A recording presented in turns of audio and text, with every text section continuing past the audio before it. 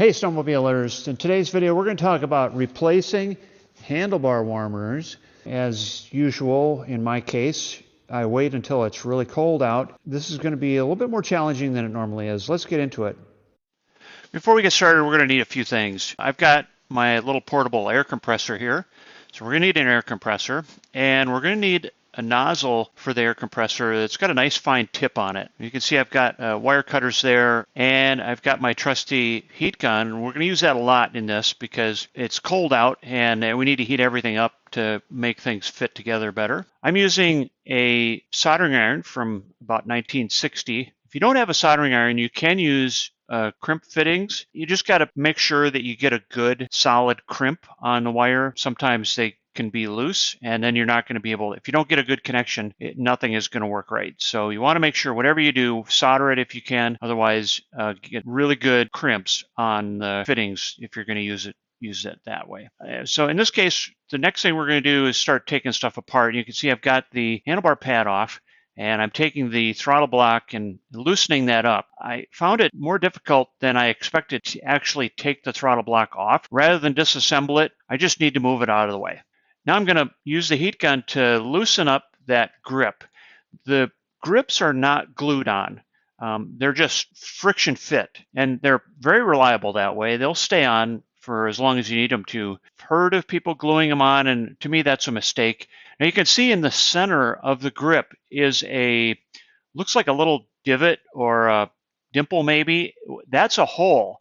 And that's going to become important because we're going to use that nice fine tip on the air nozzle to blow compressed air in this inside here, and that's just going to lift the grip right off. It did take a little bit of convincing, a little back and forth with it a little bit, but once it comes off, it just comes right off. So now we need to use some kind of persuasion to remove the element from the handlebar. What I'm going to do is use a heat gun and loosen up that adhesive on there so that I can get that loose. You can see I'm gradually working it, heating up the part of the element, the adhesive that I need to remove next, and I'm just gradually peeling it back. Once that's done, it leaves a bunch of the adhesive left over, and it's a mess.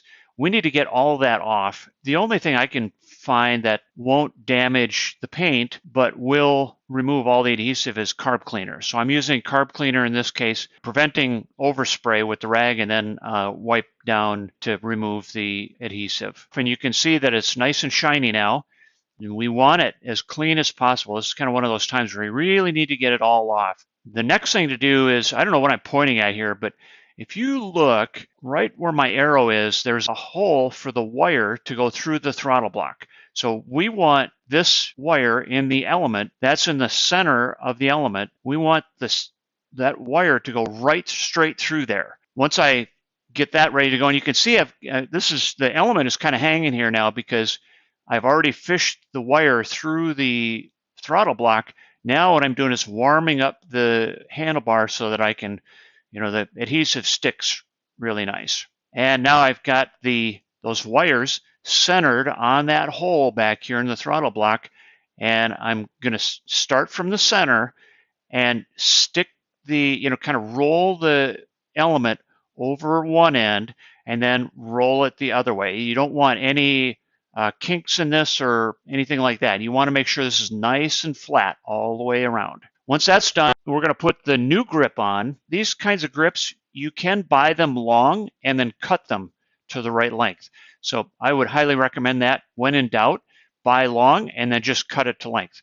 Now this little red cap here happened to be there from a previous set of grips. I don't know where I got those. Now what I'm going to do, and what you don't see here is I stole the Dawn dish soap from the kitchen, and I'm going to put just a little bit of dish soap on the handlebar here so that when I put this on, it slides right on. That dish soap, I don't know if it soaks in or what, but you never have a problem with the dish soap. You don't want to put on too much, but you never have a problem with adding a little bit of dish soap to this to make it easy to slide back on. And oh look, I'm using the heat gun again, and this time to soften up the grip so that it goes on nice and easy. And there it is. Okay, now we're not done yet. That's the easy part. The hard part is next, and that is figuring out where the wires go. So here I've got, this is the original Polaris plug from the original Polaris heat elements. I've got this cut to length, and there are 3 wires here. Now you really can't tell in this picture. This actually is better than when it's in person. In person, you can't tell if this is a blue wire or a blue wire with a red stripe. So what do you do if you can't tell? Look at the other end. So in this case, remember there are 3 wires. So we've got 2, in this case, this plug, this molded plug, happens to be 2 wires for each plug. And there's a little bit of black rubber here that's kind of excess from this molded plug. So that's why there's black. But you can see here clearly there's 2 of them that are solid blue, and the next 2 are blue with a red stripe, and the next 2 are brown. So we have 3 colors: solid blue, blue with a red stripe, and brown. Okay, so what does that mean? If you look at the Polaris shop manual, you'll see that the solid blue is low, the blue with a red stripe is high, and brown is ground. Here's the other end. So this is the element wire. This does not match up with the Polaris wires. So what do these mean? Well, RSI does include instructions. They're very good. I actually talked to the customer service. They're excellent people to work. Okay, what does it mean? Red in this case is ground. So red is ground, blue is the low setting, and white is the high setting. Okay, before we continue, I just want to re-emphasize that I highly recommend using heat shrink tubing for this. You can use electrical tape if you want to, but that doesn't last very long. It tends to unravel, then it becomes a mess. Rather than doing that, it works really good, and I like these kits. Okay, here's the way it ended up. Each individual wire has heat shrink tubing around it, and then I've got a master. You can see it got a little loose on me. I don't know if I didn't shrink this down enough or if it was just too big to begin with, but that's okay. All I'm really trying to do is keep everything together at this point. To summarize, here's the Polaris to RSI map for the wires. The Polaris brown wire is the same thing as the RSI red wire. The blue wire with the red stripe is the same as the white. And the blue wire, solid blue wire on the Polaris is equivalent to the blue wire on the RSI elements. Now we're on to the second side here, and this is just to show you what's left over when you peel the element off. There's a lot of this adhesive left over, and that comes off with generous amount of carb cleaner and elbow grease.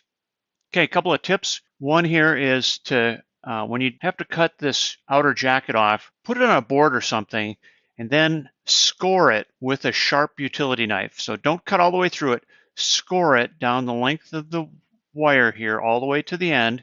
And then when you get to the very end, like the last ½ inch, then go ahead and cut down here on the end to give you something to grab onto so you can split it like this. And then you can cut off the insulation. All right, the other tip here is to use a drop cloth when you're soldering, whether that's a paper towel or a rag or anything you want. Don't do what I did here. Just put something on here. It doesn't take a lot to stop the solder. And then you don't have these messes that you have to clean up. All right, so then what we're going to do here is put all the wires back, and we just want to make sure that everything is going to kind of lay down nice and not get pinched. And we're back together. All right, that job is done. And the new handlebar grips I like, and the warmers are nice and toasty. So everything is working great now. Now I just have to, I got it back in the garage because it's not running right. Now I'm going to have to troubleshoot that. So typical used snowmobile, you know, this is the life of a snowmobiler. Welcome to the club. Anyway, the handlebar warmers are really good and I'm liking them. Thanks for watching, and I hope I catch you on the trail.